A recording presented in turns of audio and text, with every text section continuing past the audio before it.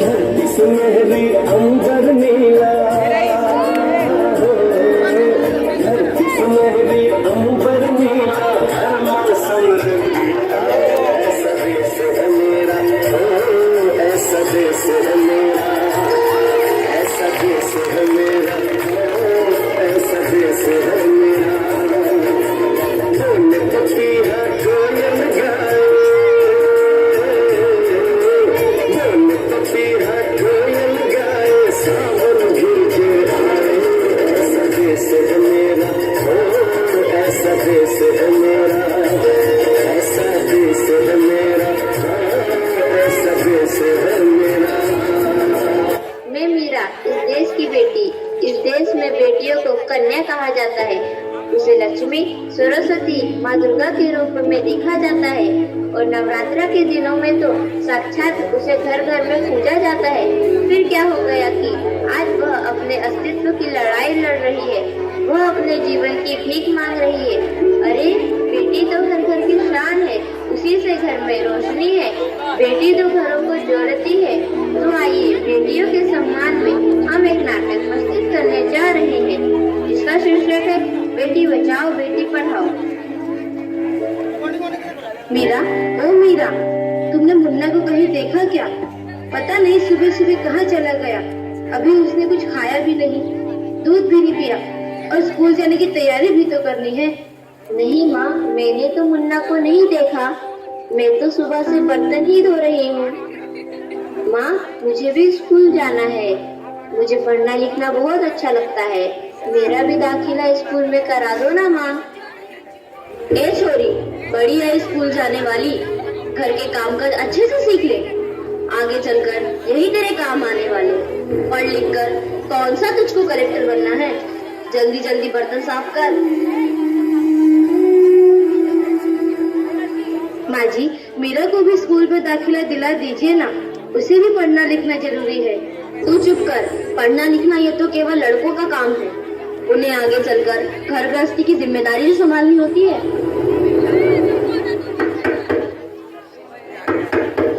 अरे क्या हो रहा है? कौन किसकी जवाबदारी संभाल रहा है और हमारी मीरा बेटी क्यों रो रही है?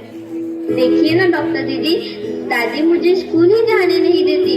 कहती है तुझे पढ़ लिख कर क्या करना है, आगे चल के चूल्हा चौका ही तो संभालना है। अरे यह तो बहुत गलत बात है माँ जी। क्या आपको नहीं लगता कि हम बेटियां भी पढ़ लिख कर आगे बढ़े? आज समाज बहुत आगे बढ़ गया है माँ जी।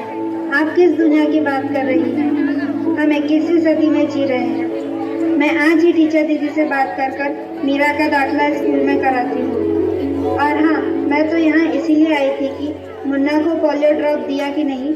जगह जगह इसके कैंप लगे हैं। अच्छा हुआ बहन जी आप आ गए। अब मुन्ना को पोलियो ड्रॉप भी दे देंगे और मैं इसे स्कूल भी पहुँचा दूंगी। अच्छा मीरा, अब तुम रोना नहीं, तुम जरूर स्कूल जाओगी और एक दिन पढ़ लिख कर मेरी तरह बहुत अच्छी डॉक्टर बनोगी। ठीक है बेटा?